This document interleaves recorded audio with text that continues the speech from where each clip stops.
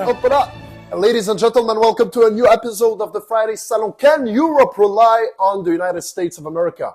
Is the NATO alliance crippled? Can Europe even rely on itself? Is Europe at risk? What does the future of the old lady look like? You know, that's the term we would ascribe to Europe. You know, in comparison to the Americans. They're just the old lady, and Americans are the new guys on the frontier pushing the boundaries of modernism.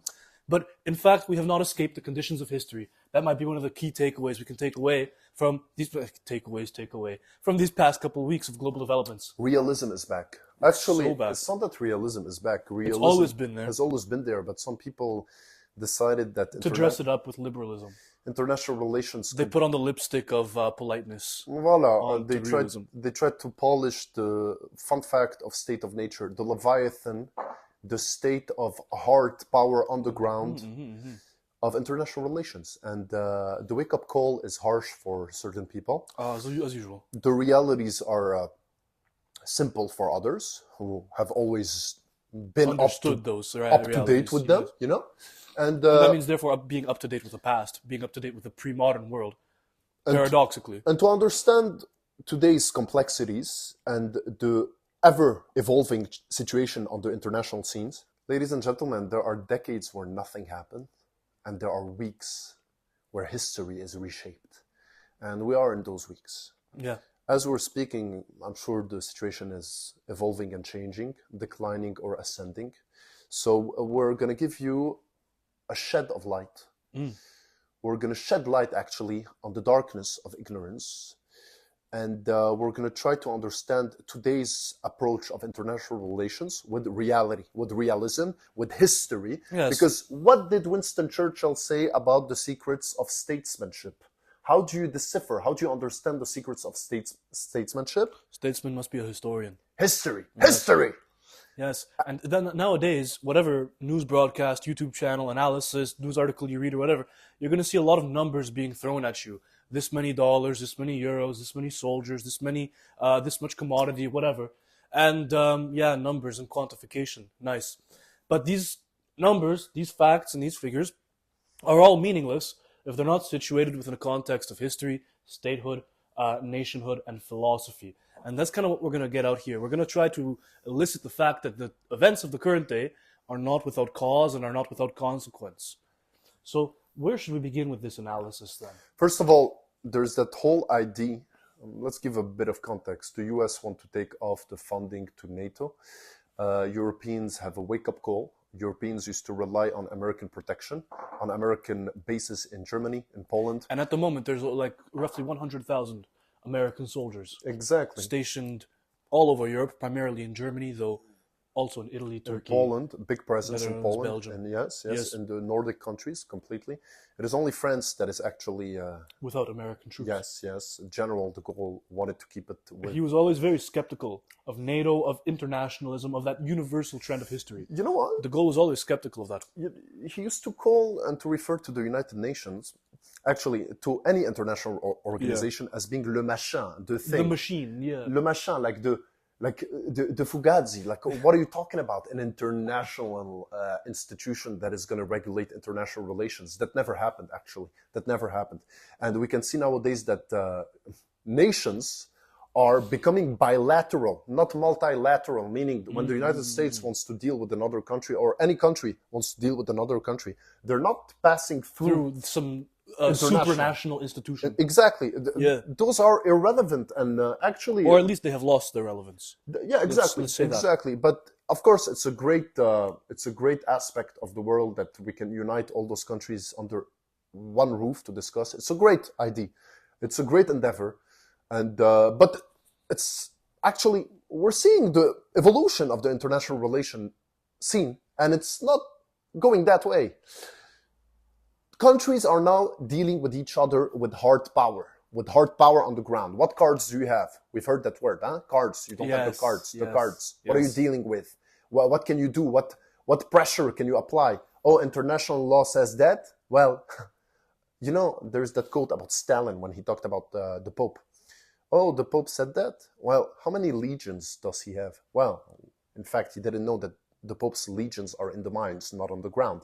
But there you go. anyways, now that's the question. How many legions do you have? How many Right. legions? So what this signals to us is there's two international relations theories that are at odds with each other here. Or you can even say constructivism, but primarily it's liberalism, Liberalism. and realism. Liberalism is the philosophy which has dominated much of the post-war world, especially in the 1990s. It emblemizes the prevalence of free trade, multilateralism, supranational institutions, liberal triumphalism, and global democracy, resulting eventually in the trend of perpetual peace. It's very situated within the thought that originated in the Enlightenment, right? And so we have the liberal school of thought to think for a lot of the institutions of nowadays that have been a force for global peace. But liberalism, as that tradition is initiated by Thomas Hobbes, the first principle which you should derive from Thomas Hobbes is the very first thing that he tells you on the first page of the Leviathan, which is government is an artificial man. What you should understand from that at that point is that any type of government, institution, regulatory body, judicial body, whatever, is artificial. It assembles the will of the people. Yes, it is artificial and it exists only to conceal the reality. And that brings us to realism. And how is realism opposed to liberalism then? Liberalism takes into consideration international law Yes. as being the only unit of measure in international relations. The ultimate. But it's quite an oxymoron, right? Because it's an oxymoron. Yes, exactly. Because the law itself needs a coercive power in order to have legitimacy. Like somebody needs to guard the guardians, don't you think? So yes. There needs to be a power on the ground. A power on the ground. Yes. So the laws of the circumstances of liberalism, which make liberalism applicable, Yes. laws, are actually made applicable by some more fundamental realist principles. Coercion. I see. Balance of power. I see. Nowadays, we see that in Europe, there's a wake-up call. Realism is back. You need to have forces on the ground. If you don't want to be invaded, you need to have forces on the ground. You need to have deterrence. That's the word. Yes, one of the key tenets of realism is that the world is a self-help environment. Yes. It's help yourself or fall behind, you know? And so we can notice how this is relevant with the presence of the United States, right? With the presence of the United States in Europe, it wasn't really a self-help environment. It was a reliant on America environment, you know? America in the post-war period situated itself as the global policeman, but not just the global policeman, the global executioner and the global jury as well. Wilson's 14 points, which originated in the First World War, became, I'd say they became transfigured in the post-90s as being the Washington Consensus, the neoliberal consensus. That's what it became. And so the United States proliferated its soft power throughout the world, and then also its militaristic power. And polished it with an international institution. Exactly. So outside of the world of the self-help realism, the United States has been the spearhead of liberalism, Yes. in the sense that it has been assisting the smaller powers and in enshrining that principle of sovereignty, that nations have their own autonomy and therefore are entitled to not be invaded by some foreign aggression. And of course, through funding to foreign aids, to foreign programs, to foreign ideological aspirations through the USAID. And or for the IMF or the Voilà. World Bank, for example. Voilà. These are just some of the institutions that have been at the spearhead of the United States' global endeavor for liberalism. So what is happening in Europe right now? They need to rely on themselves. The US are pulling back. It's a return to self-help. You know, there's a deal between the US and Russia. The Ukrainians aren't happy about it. And again, you need to understand here, we're not trying to take sides. We're not trying to be ideological. We're just trying to provide some historical context that may make the situation a bit more clear. We're just trying to understand, you see, very coldly, very coldly. And the Ukrainians aren't happy about it. So there was a deal between the US and the Ukrainians that they have very rare minerals reserves. So they need to extract them. And those minerals, for some of them, are in some occupied territories. And those were the cards of the Ukrainians at the time. And now the US are dealing with the Russians directly. And their goal is to extract those minerals. Their goal is profit. Their goals are to gain something out of that. Yes. And of course, there is one thing we need to talk about, and that is the relevance of that YouTube channel. We have a vast historical baggage. What happened, Nikita, during the Cold War? What happened during the Cold War with Henry Kissinger, former Secretary of State of Richard Nixon? Yes, exactly. So a lot of themes of the Cold War have actually reemerged these days. Yes. With the resurgence of Russia, and especially with China's rising role, Yes. we see a lot of... it's a return to the competition of systems. Okay. And that's what the Cold War was fundamentally, the competition of systems between the kind of despotic communism in the East and the liberal democracy in the West, right? Okay. And so we've returned to a competition of systems nowadays. How did the Americans deal with the Russian system back then? Teach me, yes, please. I want to know, how did the How many times have you taught me? No, stop. I want to learn, Nikito. We're here to learn from each other. What did they do? They made an opening to China. As this was the policy of Henry Kissinger. You know, Henry Kissinger, we made a sick video on him. Or we made the sickest video we could. One of the many. That's the first of many we're going to do about Henry Kissinger. I mean, we tried. We tried with that video. Because that's a hell of a book. Really recommended. But it's going to be simpler with time. But, okay, so if I understand correctly, bless you. If I understand correctly, you've had the Soviet Union allied with China against the US at that time. Yes, but there was the Sino-Soviet split in 1968 because they disagreed on the Russian invasion of Czechoslovakia. I see. Yes. I see. So Kissinger applied an opening to China. So he introduced China to the international system, to the international trade. And the Chinese people, by history, by essence, are merchants. They're like the British, you know? Yes, yes. They're like the British of the Far East. They're seafaring people. Exactly, the merchants. You know, there are stories of those, I forgot his name, like he used to go to Africa even, and to found colonies they're traders. The Chinese are traders. Commercial people. Commercial people. Businessmen. Therefore, Henry Kissinger opened, because with a deep understanding of the history of China, a deep understanding, because in international relations, you need to put yourself in the shoes of the other to understand his point of view. Because the goal is not to have animosity with each other, is to understand. Cooperation, not confrontation. Therefore, he understood Chinese history deeply, like not many people can, or at least not many Westerners. So he was able to have a deal with the Chinese. Listen. What was his goal? Yeah, finish your point. So we'll have you in the international system, but stop giving Russia the support they need. There you go. And then the Soviet Union were like, oh my God, China is out, we're out then. So what is happening today? Right. So the whole imperative of opening to China was the idea of keeping China and Russia separate from each other. Because if those two forces were to ally themselves, those two, let's say, Eastern, unconventional, more authoritarian... superpowers. Yeah, command economies. Well, then that's a big trouble for the United States. I see. That's a big trouble for liberal democracy, right?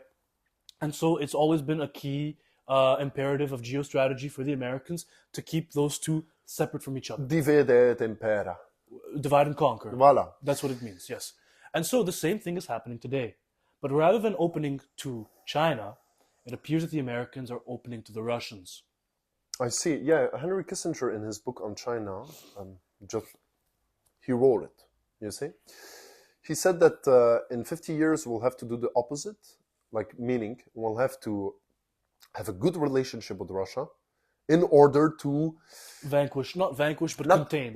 Contain, that's the word. Contain. We've made a video on the policy of containment by George Kennan. It was in which video? I think it was Orwell, maybe. It was Orwell, yeah. Yes. George Orwell. The policy of containment of George Kennan. Great piece. Friday Salon. Two great guys. And therefore, so the US are caressés au sens du poil. They're having nice relationships with the Russians to be able to contain the Chinese. The Chinese, right? Yes. So it's kind of logical. And so how are they making this opening? This opening, well, actually... Because with the Chinese, it was the integration into the international system and the world economy. Yes. What are the cards? I see. So, it's key word, Russia has been under a lot of sanctions, right? Yes. From the Europeans, from the international community. Yes. Right? Most Western countries. So the US is taking their shot. The US is seeing that Russia is in a bad state economically. The US want to invest. Trump thinks like a businessman. Watch our video on Trump so you can understand how he thinks. We know. And Therefore, Trump wants to make a deal. He wants to make money. He wants to have investments. He wants to attract investments. He wants capital. He wants to get some high ROIs, and that's what he's going to do. And he wants to have good relationships with people as long as he's making money, as long as the US is making money. Okay? And therefore, Trump wants to have those minerals, and he wants to have trade accords between the Russians and the Americans. And he wants the Europeans to be able themselves assure their defense, because they need to focus on the Indo-Pacific. The Indo-Pacific is the new Mediterranean Sea. It's the new Mediterranean Sea. Well said. It's the center of commerce of it's the frontier of the present day. Therefore, Europe is divided in three. You need to understand. The policy of Europe is divided in three. You have the Nordic countries who want assurances from the United States. They want troops on the ground. Defensive assurances. Exactly. From the United States or the Europeans. You know, the Nordic countries, they're always diplomatic. They're always they're always ready for a consensus. You see? They're always ready to negotiate. They want to have troops on the ground. They want to have security. Assurances, either from the Europeans, the continental Europeans, or, as General de Gaulle would say, the Anglo-Saxons. The Nordic countries, that's their stand. Now, you have the Eastern countries, like Poland, Ukraine, Estonia, okay? They want to have US backing, okay? Especially Poland. Poland actually has upgraded their NATO contribution from 4.1% to 4.6%. And just to give you a bit of context, the required contribution is 2%. So NATO is at the Poland is at the forefront of NATO contributions. And Poland now is taking the seat of the European Security Council. So it's going to be interesting times. Yes, they are. Interesting times. And more than that, you have a third option, which is the European independence, the European geo-strategic autonomy, pushed especially by France and Germany. So, let's discuss that. Is it possible for Europe to be completely independent geostrategically? From the Americans. Is it possible? Did it happen in the past? At least a couple of times. Tell me more. Let's say even like before America was even on the world scene. Was Europe ever united? On a couple of occasions, but for a brief period of time. For example, the obvious one is the Roman Empire. So Europe was united? Yes. Okay. The Roman Empire is the first one we could say. Okay. Secondly, we could also say during the Reconquista as well. So during the Reconquista, there was like a common feeling, right? Mm-hmm. And during Charles Martel with the Poitiers, Charles Martel, there was the Saracen invasions, and that is when for the first time in history, the word Europeans came out. They weren't fighting as chieftains, as clansmen, they were fighting as Europeans. And nowadays, so that idea of a united Europe has always been there. Yes. Correct? Yes, it's always existed in people's memories. And as far back as the Greeks and the Romans. There's Petrarch, yes. Petrarch, who wrote a lot about that Roman spirit. European unity. Yes, European unity. And that was the whole thing about, the European Union.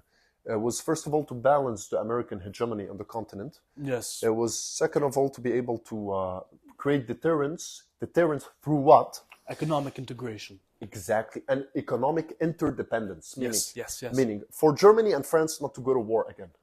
Which they've gone to war many times. Many times. Since the unification of Germany in 1870. It's competition for dominance over the continent. Exactly. So we need to understand Napoleon united Germany. Actually, Napoleon made Germany. To be honest. Yes. Napoleon gave Germany, like Germany was a bunch of, if you'd like, principalities, palatina, and small kingdoms, okay? Prussia was the biggest one. So Napoleon united the small kingdoms, and Prussian militarism united the whole German nation of today. Mm-hmm. Now, that created security concerns on the continent because France was the superpower before, and now you had another superpower who had access to the Rhineland, resources, access to industry, access to big production. So, especially in that industrial age. Yes. So the Rhineland, the region between the Rhine River, right? Yes. France and Germany is a crucial region in Europe. Napoleon long predicted that Germany was set to become the first industrial power, even ahead of the British and the Americans. Exactly. That was his fear. Exactly. And more than that, so you need to understand there were a lot of security concerns. concerns. So Charles de Gaulle and Scholz, the German chancellor at the time, Olaf Scholz. Olaf Scholz decided that, okay, you know what? For us not to go to war, Germany is going to be the industrial power. France is going to be is going to have the nuclear bomb. The nuclear bomb, and not just that, we're going to have our armies will be interdependent, meaning we create munitions. Well, that is new. We create munitions in Germany, and those munitions are the same for the French and the German. Meaning, yes, France has the nuclear bomb, but Germany has the munitions. You see what I mean? They create a certain balance, so they don't go to war again, which is a great thing. And more than that, France, you need to understand, France is at the forefront of European unity, not today, since a long time ago. Okay, let's get into history a bit. You need to understand history if you want to understand what's happening today. It's primordial. You cannot understand what's happening today if you don't understand history. Again, Napoleon actually France in its history used to have a lot of love for Poland. They used to, there was even a French king who took the throne of Poland at a time. The love story of Napoleon and Countess Walewska. Well, love story. Depends on the sources. Yeah. But there was always that fascination between France and Poland. Okay, because Poland is kind of at the forefront of the Eastern frontier. Continental Europe. It's on the front of the Eastern, yes. And we all remember, well, we do, you don't, but it's time for you to learn. The Siege of Vienna? You're going to be, yes, the Siege of Vienna with Jean Sobieski. Remember the 5th of September. Voilà. Yes. So Jean Sobieski. Jean Sobieski protected the continental Europe against the Ottoman invasions. Yes. For example, then you have that story, for example. Listen, Charles Quint was, you need to understand, the emperor of Spain, of the Netherlands, and of Germany, all at the same time, okay? So Charles Quint was encircling France. So what did the French do with Francis I, François Ier? Le premier roi gentilhomme, the first gentleman king. First gentleman king. Yes. He was encircled. He did a heresy, you need to understand. He did an alliance with the Ottoman Sultan at the time. An alliance with the Ottoman Sultan. The Ottoman Sultan sent janissaries, not just janissaries, but also costumes of janissaries so that the French soldiers can wear them. Would look like janissaries. Yes, so it would psychologically scare Charles Quint. And he used that alliance to repulse him, okay? And there was a heresy at the time, like it's a Christian king having an alliance with the Muslim king, sultan, okay? So France is balancing. You need to understand why it's important now. Charles de Gaulle didn't accept NATO presence in Europe. He even went out of the NATO Central Command because he thought that there was like an international organization, yes, but dominated by the Anglo-Saxons, meaning it was a secession of sovereignty to the sea. Yes. Right? You said Europe is split up into 3. Well, I'd say even 4 because of the British, but they don't consider themselves to be part of Europe anymore. There's that famous Winston Churchill quote, if we must choose between the continent and the open sea, we will pick the open sea. And we've noticed that with Brexit. We've noticed it now with their defense commitments, right? So Europe can be split up into those spheres as well. And for Charles de Gaulle, like you can imagine, like that historical rivalry between the continent and the sea, France and Britain, right? Protestantism and Catholicism. It goes on and on and on. Napoleon and Wellington. Or in another circumstance, Napoleon and Horatio Nelson, for example. The continent and the sea have always been opposed to each other. So you can understand Charles de Gaulle's anxiety with seceding some of his nation's leadership and autonomy to an Anglo-Saxon organization, as he would call it. Like for him, and he made no distinction between the Americans and the British. None. It was one people for him, the Anglo-Saxons. Like for him, the British were an agent of the Americans. Why? But you need to understand, because during the First World War, check our videos on John Maynard Keynes, The Economic Consequences of Peace. Great video. 2 smart, magnificent guys, especially the one with the red tie. Anyways. And what about the one with the brown suit? Me? Oh, who else? Nikki. Anyways, so the British used to loan money for the reconstruction of Europe that was lended to them by the Americans, their cousins. Okay, so you need to understand the British always acted as the agents of the Americans on the continent. Interesting. So Charles de Gaulle was a bit quite reticent of letting the North Atlantic Alliance implement itself in France. So he kicked them out, basically. He literally kicked them out. He kicked them out and he said, non pour une France atlantiste et non pour une France communiste, pour une Europe européenne, meaning no for a France that is Atlantist, like the United States, Towards the sea. or communist. Towards the east. For a France that grabs its destiny by its own self. Où est l'avenir? Il est en nous! Where is destiny? It's within us. It's within us. The future is within us. Interesting. Charles de Gaulle points out some important forces there. Europe is being torn apart from the West by the Americans and from the East by the Soviets or by the Russians. Where is salvation? Salvation is not without. Salvation is within. Salvation is not outside. Salvation is inside. You need to understand. Nobody will save you. Not the Americans, not the communists. It's going to be a European continental force that is able to impose its will on the world. You need to understand, nowadays, Francis Fukuyama is completely irrelevant. The end of history is completely irrelevant. Or he's relevant only in the sense that he allows us to criticize the parts where he was wrong. Voilà. Yes, exactly. And it's no longer controversial to say this. In the 90s, that would have been very controversial to say. Of course. Because, of course, you can't look at Fukuyama without looking at Huntington. Like, you must study those two together. And in the 90s, when Huntington and Fukuyama were coming out with all of these things, Huntington was extremely unpopular. Just to give a bit of context. Yeah. A bit of context. Yes. So it was the fall of the Berlin Wall. Yeah. So people said, okay, there will never be wars anymore. Then this was the thesis of Fukuyama. Okay. Yes. Then a guy called Fukuyama, wrote a book, said, okay, now that the wall fell, history is done. Because history is the history of conflicts. Yes. No more conflicts. Or the dialectic. Yes. Okay. Thesis, antithesis, synthesis, resolution. For him, the dialectic of history had been resolved. He should have learned from Hegel himself, because Hegel thought that history ended with Napoleon at the defeat of at Waterloo. Exactement. So even the guy that came up with the theory to begin with was incorrect about it. Then another guy, a professor at Harvard University. Both of these guys were Harvard I love those Harvard professors, like interesting people, like Huntington, Fukuyama, Kissinger. Yes, the Salon. Maybe. You have our contacts in the description if you'd like to contact us. By the way, you should subscribe, like, share, and send it to everyone. Have a family dinner. Watch the Salon. It's always appeasing. It's always attracting. No, I'm always fascinated when you guys tell me about like your viewing habits with the Salon. What you do while you watch the Salon, what you eat, whatever. Like it's always interesting. DM Stacy, DM Tracy. Hey, Salon and chill. That's the yes.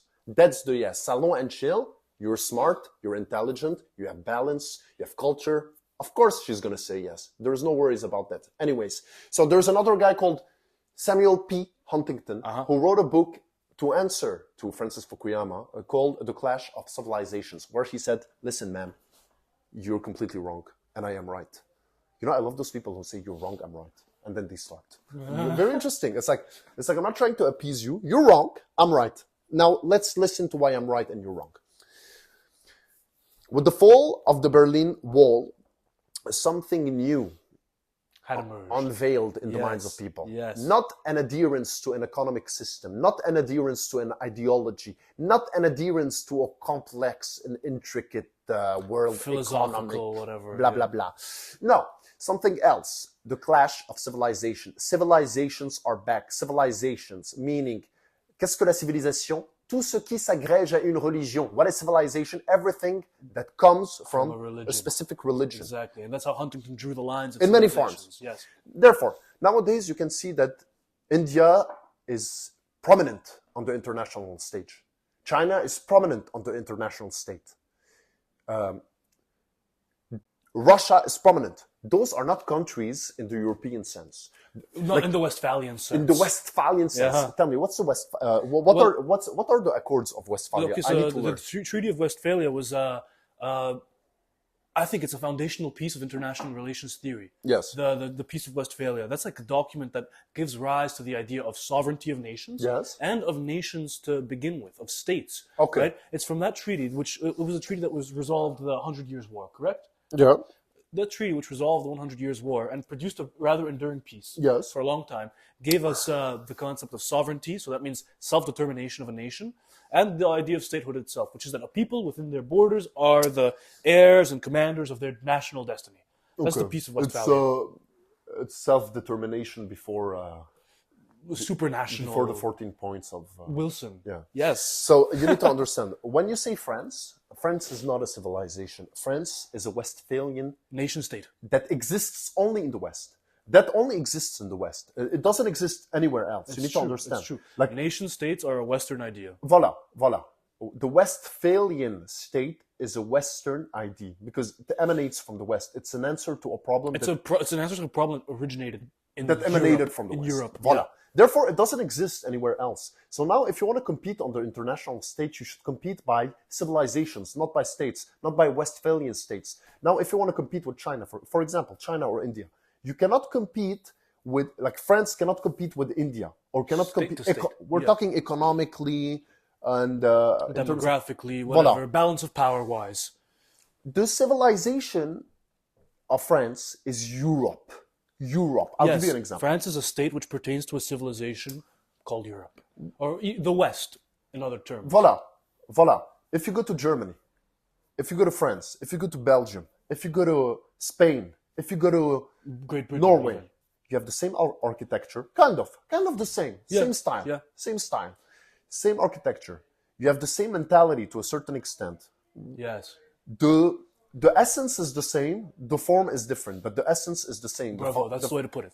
The foundation is the same. Yes. You know why? Because they are all united by Christianity. their culture emanates from Christianity. And Their ethics, their codes, their culture, their laws, all a consequence of Christianity. that doesn't mean anybody should be excluded from it. No. You need to understand, we're talking about Christianity in a universal sense. Exactly. Okay? We're not talking about a perversion. We're talking about a universal and all-embracing doctrine for human beings all over. Yes. A universal doctrine. So it all emanates from the classical canons of Western civilizations, which Yes, are the yes. Iliad, the Odyssey, and especially the unifying factor, the Bible. Yes. Am I wrong? The foundational texts of the West. That's what it is. Mm-hmm. That's what it is. So now on the international scene, you need to compete with your civilization. On a civilizational level. Yeah, voila. That's what it is. That's Yes. what it is. So now that we've said that, France wants to take the lead, and France is using those times of hardships. Of American retreat, of Russian pressure. Remember what we were saying about Charles de Gaulle, how Europe is torn between America in the West and Yes. Russia in the East? We're now in a circumstance where America is withdrawing itself from Europe and Russia is encroaching itself towards Europe. Exactly. Right? So the front line has shifted more towards France. So exactly, and there's that point, ladies and gentlemen, that we need to make.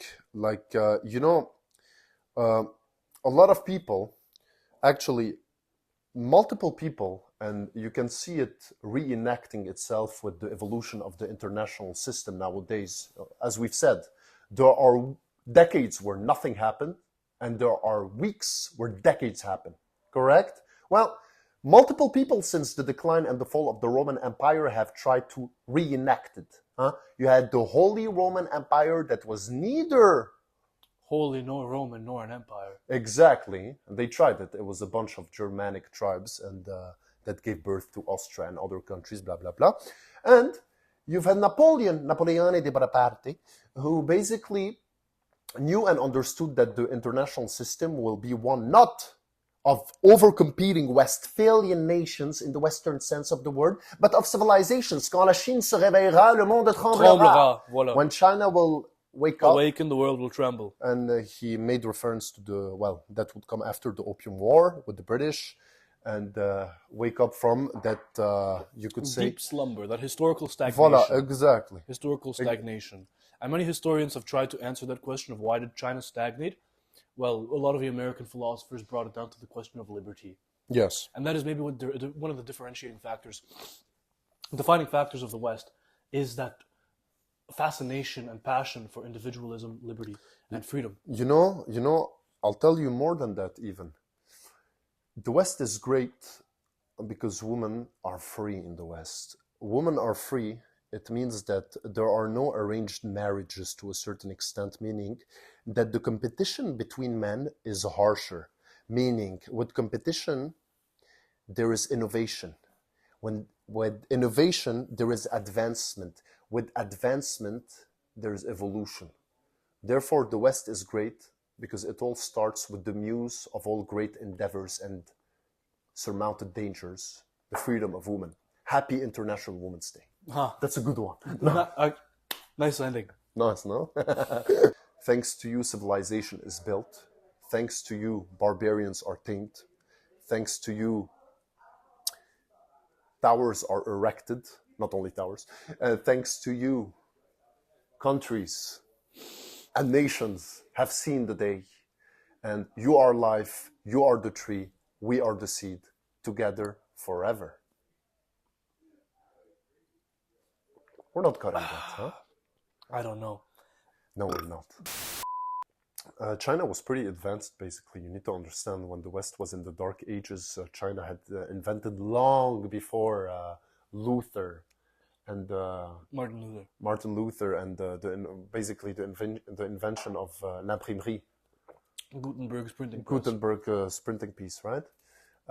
They had the printing machine for centuries. Okay, China was very into the technicalities of innovation. Okay, yeah. Let's discuss technology for a second. Yeah. Very quickly. Yeah. Because how was China able? Because that piece of technology, the printing press, communications technologies in general, are so important in the question of civilization. How many times has a nation been built through the unification of language, of media, of spectacle, of myth? So communications technologies have always been at the forefront of nation building, myth building, civilization building. Communications technologies. Yes. Right? And so China's early advent of the printing press prior to the Europeans is what was so useful for them to unify and build that great nation. One of the problems which encumbers Europe of the modern day is that they do not have a central command. It's not Russia, where it's all that continent and one person commanding it. It's not China, all those people groups and one person. It's nevertheless the case that, yes, we're past the Europe of kingdoms and whatever, but we're still in a Europe of nations, more or less. There's such a diffusion of commands. You have those diverging interests, especially between France and Germany, that dates back from the Teutoburg Forest, from Julius Caesar's commentaries on the Gallic Wars. Yep. You even have, I'll tell you honestly, China, all that China needed, it had the demographics, it had the technicalities, it just needed the industrious power of the West, and you can see it in American Samurai, just like the Ottoman Empire. The Ottoman Empire needed the discipline of the Balkan Janissaries. The Ottoman Empire, they needed the discipline in the industrious innovations of the Prussians. Right? What was the military organization? Voilà, exactly. To be competitive in the Western world. Yes, and it's the same with China. You can see it in that movie with Tom Cruise, right? American Samurai. The Last Samurai. The Last Samurai, yeah. The Last Samurai, right? You can see how China has taken a clear stance on European technicalities and adopted them and even surpassed them.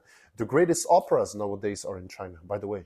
The greatest ballet dancers are in China nowadays. Yeah, but we should make the distinction between emulation and innovation. Yes. It's one thing to create those things. It's another thing to just copy them, And the fact that intellectual theft is the impetus of your economic development is not going to get you that far. You will, because there is also a knowledge gap, It's harder to get from a horse-drawn carriage to a steam engine. Or, it's easier to go from the steam engine to a petrol engine than it is to go from a petrol engine to a nuclear reactor, right? The leap in technology is much more great as you make the ascent up the industrial chain. Okay. And so when you do a lot of intellectual theft like that, you're going to have knowledge gaps in your technology chain. I see. And but let's return quickly to that. We were talking about the printing press very quickly and the homogenizing effect of technology. That's what technology does. Yes. Technology homogenizes, makes us equal, homogeneous, right? When Marshall McLuhan foresages the advent of the internet and what a technology the internet is, He wasn't simply talking, he says the global village. When he says the global village, he's not just talking about the internet, but he's talking about this paradox of how the globe is going to become like a village. And when he says village, he means insular and provincial and narrow-minded in terms of its culture. And so the globe is going to emulate a village. Why? Because of the homogenizing effect of technology. And with the homogenizing effect of technology, communications technologies especially, you're able to partake or undergo the endeavor of nation building, myth building, civilization building. The ultimate endeavor of the West, the end of the Western civilization, the end of Western social thought in terms of the telos of history, the teleological universal outlook on history, is the advent and the arrival of the universal homogeneous state, which is spearheaded by the Americans, who, at the heat of their culture industry, which we've discussed in our Fight Club episode, the Frankfurt School discussed the industrial might of the American commercial industry and the homogenizing effects of their technological power in that regard, and their subsequent cultural imperialism. The United States has been the spearhead of the universal homogenizing effect, and the closer you are to the Americans, the more you feel it.